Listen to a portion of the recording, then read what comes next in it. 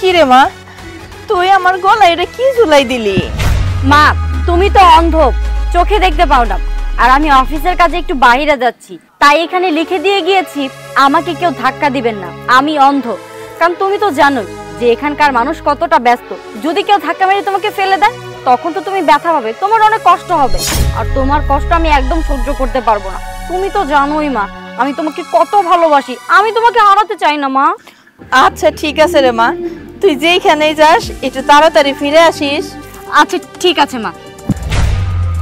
আমার মা তো অন্ধ, অন্ধ লোকদের কেউ ভিক্ষা দিতে চায় না, ভিক্ষা তো দেয় তাদের যাদের ক্যান্সার, যাদের কিডনি নষ্ট হয়ে গিয়েছে, কারণ তাদের প্রতি মানুষের একটা মায়া কাজ করে। আমার মাকে দিয়েছি ক্যান্সারের রোগী বানিয়ে, এবার আমার মাকে ভিক্ষা দেবে আর ঝুড়ি ভর্তি টাকা হবে, আর সেই টাকা আমি মচমচ করে ভাঙবো, চাই লুকিয়ে পড়ি, তা না হলে আবার কেউ দেখে ফেলবে।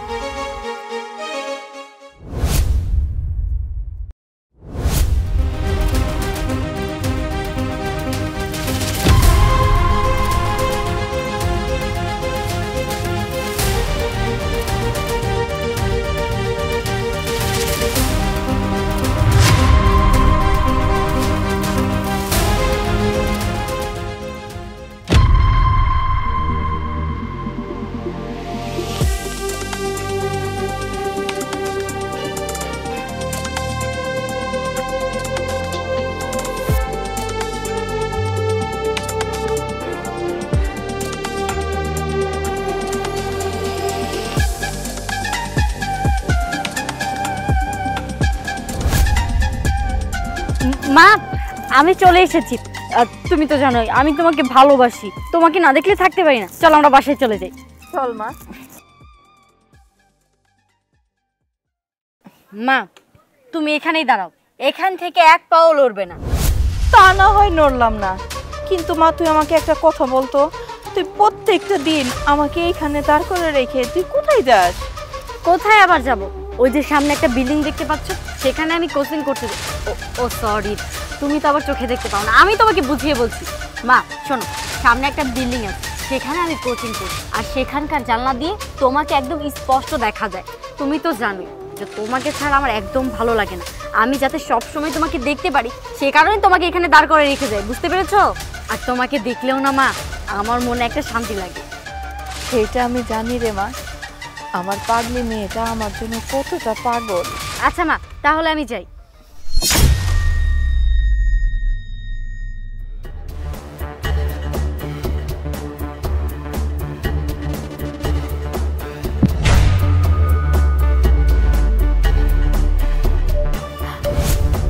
আরে বাহ, আজকে তো একটা লোককে অনেকগুলি টাকা দিয়েছে। এখানে আর দাঁড়িয়ে থেকে লাভ নেই, এইভাবে চলতে থাকলে আমি তো লালে লাল হয়ে যাব। এই রোদের ভিতরে দাঁড়িয়ে থেকে কি করব? আজকে এটা দিয়ে চলে যাবে, যে মাকে নিয়ে বাসায় চলে যাই।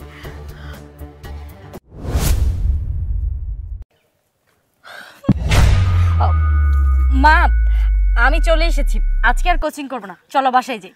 বাহ বাহ বাহ, ভালো বিজনেস শুরু করেছেন আপনি আপনার অন্ধ মাকে দিয়ে। এই কে রে তুই? আর এসব কি বলছিস? আমি কেউ না, কিন্তু আপনি তো ওনার মেয়ে, আপনার লজ্জা করে না আপনার অন্ধ মাকে দিয়ে এই সমস্ত বিজনেস করাতে? কে তুই? কি বলছিস এসব কথা? যা তোর কাছে যা। কি রে মা, কি হইছে? আর এই ছেলেটাই বা কে? এসব কি আজে বাজে কথা বলতেছে? কোনো সমস্যা নেই আন্টি, আমি আপনাকে সত্যি কথা বলছি। আচ্ছা আপনি আমাকে একটা কথা বলুন তো, আপনার কি ক্যান্সার হয়েছে? না না বাবা, আমার ক্যান্সার হইতে যাবে কেন? আমি শুধুমাত্র চোখে দেখি না। তাহলে আন্টি আপনি আমাকে একটা কথা বলুন তো, আপনার গলায় একটা ঝুড়ি ঝুলানো আছে আর সেখানে লেখা আছে আমার ক্যান্সার, আমাকে সাহায্য করুন।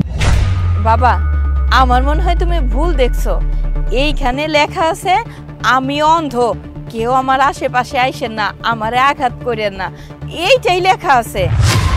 আন্টি আফসোসটা তো সেখানে, এই যে আপনি বললেন না আপনার এখানে লেখা যে আমাকে কেউ ধাক্কা দিবেন না, কিন্তু সেটা লেখা নেই। এখানে লেখা আছে আমার ক্যান্সার, আমাকে সাহায্য করুন। আর আপনার মেয়ে এই লেখাটা লিখে আপনার অন্ধত্বের সুযোগ নিয়ে সে বিজনেস করছে। আরে মা এই লোকটা মিথ্যে কথা বলছে, তোমার আর আমার মধ্যে ঝামেলা পাকানোর জন্য। আচ্ছা আমি তো তোমার নিজের মেয়ে, আমার কথা তুমি বিশ্বাস করবে না, এই বাইরের লোকের কথা বিশ্বাস করবে? এই চুপ, আপনি একদম কথা বলবেন না। আন্টি, আমি কিন্তু গতকালকেও আপনাকে সহযোগিতা করে গিয়েছিলাম। আমি যখন এই রাস্তা দিয়ে যাচ্ছিলাম হঠাৎ করে আপনাকে দেখে আমার খুব মায়া হলো, আমি আপনাকে 1000 টাকা দিয়ে চলে গেলাম। তারপরে হঠাৎ করে আমার মনে হলো আমি তো আজকে স্যালারি পেয়েছি, আমি কেন ওই আন্টিটাকে মাত্র 1000 টাকা দিলাম। আমি যদি ইচ্ছা করি তাহলে তো তাকে আরো কিছু টাকা দিয়ে সহযোগিতা করতে পারবো, কারণ ওনার ক্যান্সার। এই কথা বলে যখন আমি আপনাকে আবার কিছু টাকা দিতে আসলাম, ঠিক তখনই দেখি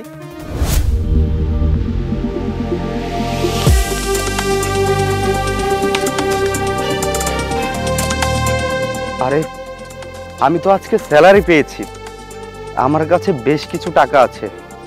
ওই মহিলাটা দেখলাম ক্যান্সার হয়েছে, আমি ওনাকে মাত্র 1000 টাকা দিলাম। আমার কাছে কতগুলো টাকা, এখান থেকে যদি আরো কিছু টাকা দেই আমার তো বেশি একটা ক্ষতি হবে না। যাই আরো কিছু টাকা দিয়ে আসি।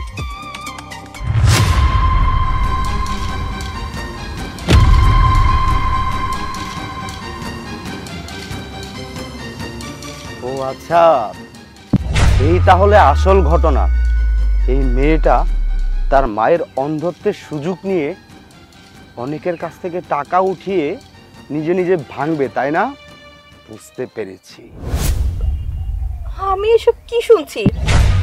তুই আমাকে দিয়ে ব্যবসা করিস? আরে মা, আমি কি তোর কাছে বোঝা হয়ে গেছিলাম? আর বোঝাই যদি হইতাম তাহলে তুই আমারে বইলা দিতি, আমি তোরে রাইখা অনেক দূরে বৃদ্ধাশ্রমে চলে যাইতাম। আমি অনেক কষ্ট পাইছি রে মা, অনেক কষ্ট পাইছি। মা আমার ভুল হয়েছে, আমাকে মাফ করে দাও। আসলে কি জানো, আমার মধ্যে না একটা লোভ কাজ করছিল।